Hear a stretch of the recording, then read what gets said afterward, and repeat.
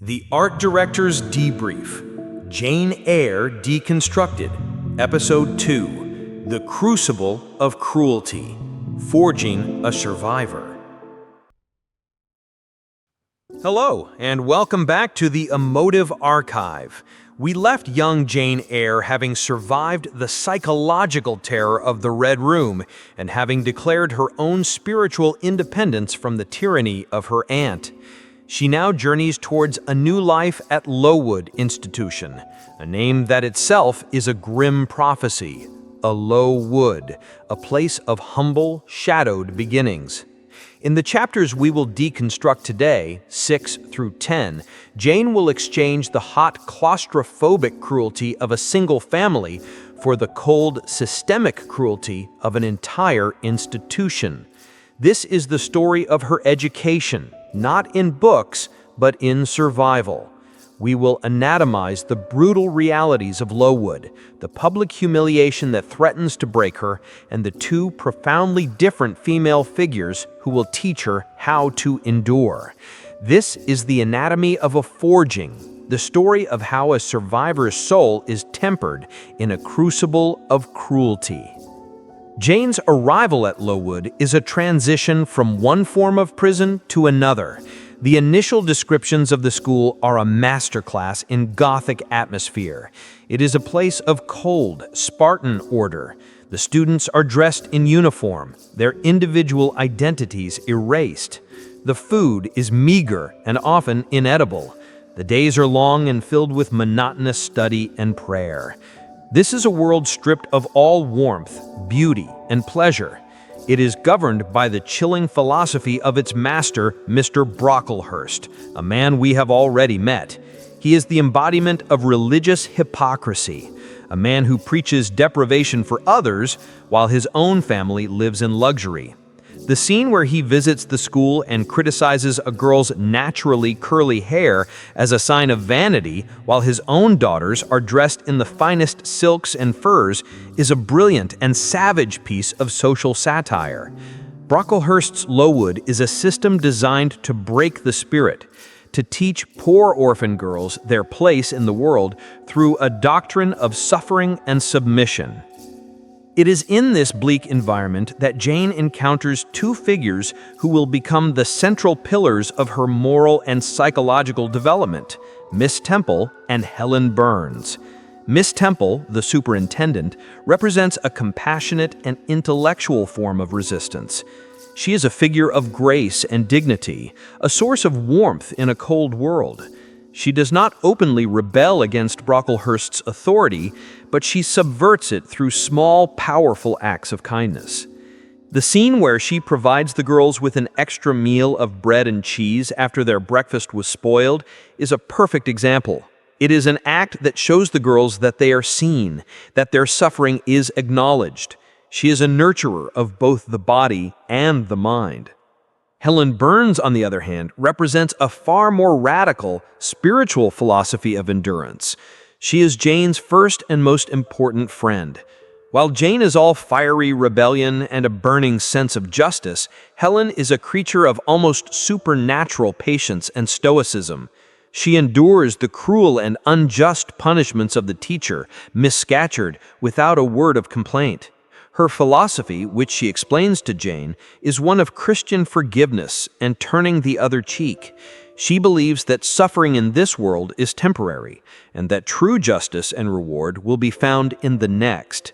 She teaches Jane to look beyond the immediate injustice and to find strength in an internal, spiritual reality. This philosophy is both beautiful and, to Jane's passionate nature, almost incomprehensible. The climax of Jane's early trial at Lowood comes in Chapter 8 with her public humiliation. Mr. Brocklehurst, remembering Mrs. Reed's malicious lie, fulfills his promise. He forces Jane to stand on a stool before the entire school and brands her, verbally, as a liar. This is a moment of absolute, soul-crushing shame. For Jane, whose primary sense of self is built on her own integrity and passionate honesty, this is the ultimate psychological assault. It is an attempt to define her, to control her narrative, to make her into the wicked child her aunt always claimed she was. In this moment of public disgrace, she feels her spirit breaking. But it is also in this moment that she is saved, not by an adult, but by the quiet courage of her friend. Helen Burns' small, almost imperceptible smile as she walks past the shamed Jane is one of the most powerful acts of solidarity in the novel. It is a silent message. I see you. I believe you. You are not alone.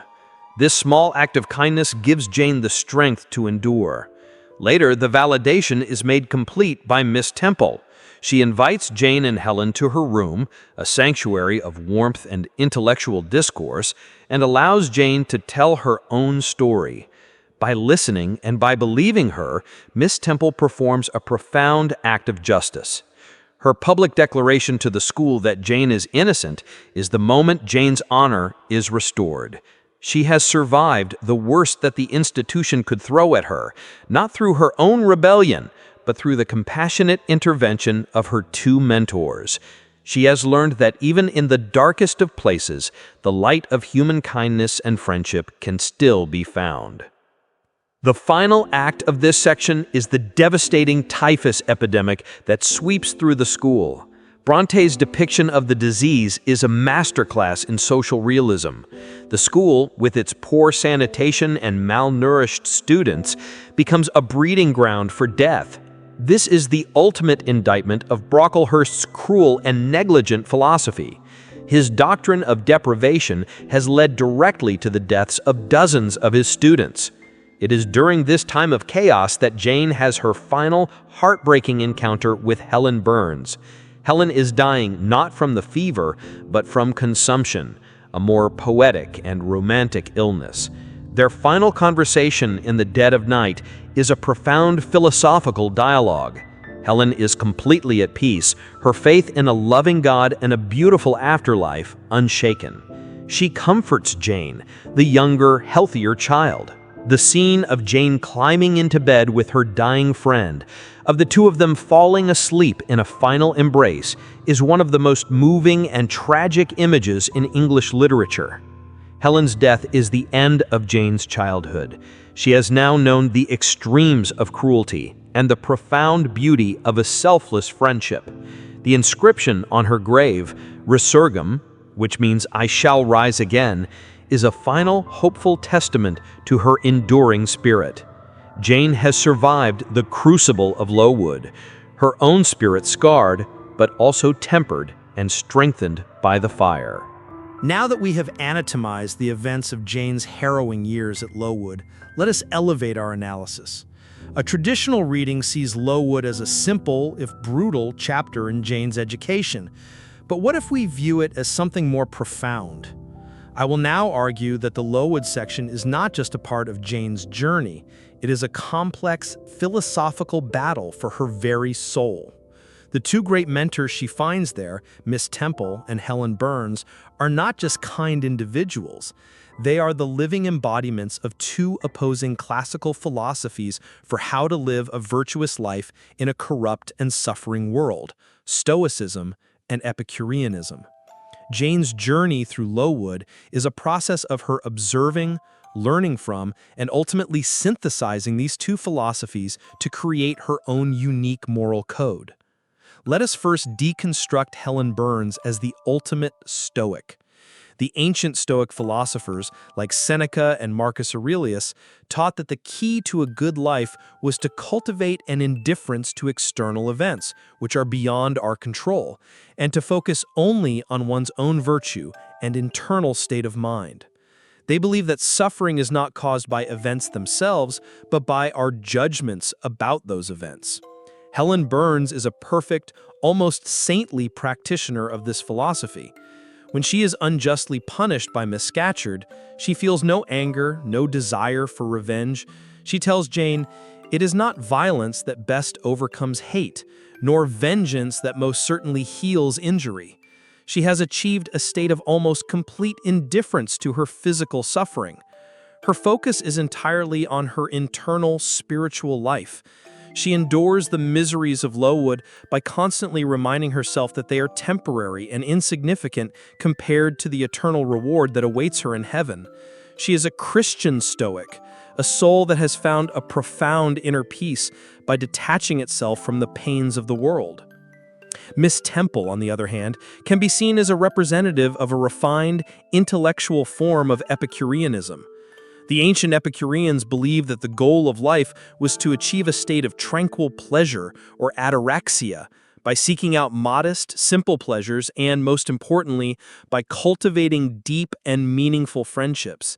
They did not believe in enduring suffering, but in creating small pockets of happiness to counteract it. This is precisely what Miss Temple does. Her private room is a sanctuary of Epicurean pleasure in the middle of the Stoic misery of Lowood. It is a space of warmth, of comfort, of good food, the seed cake, and of intellectual companionship. She cannot change the entire system, but she creates a small, civilized island of tranquility within it. Her act of publicly clearing Jane's name is not just an act of justice, it is an act of restoring Jane's tranquility of mind, of removing the external suffering that is preventing her from being happy. Miss Temple teaches Jane that while one must endure the world's hardships, one can and should actively seek out and create moments of pleasure, beauty, and intellectual fellowship. Jane Eyre, our protagonist, is the student who must navigate these two powerful philosophies. She is deeply drawn to both. She loves and admires Helen's spiritual strength and her ability to transcend suffering.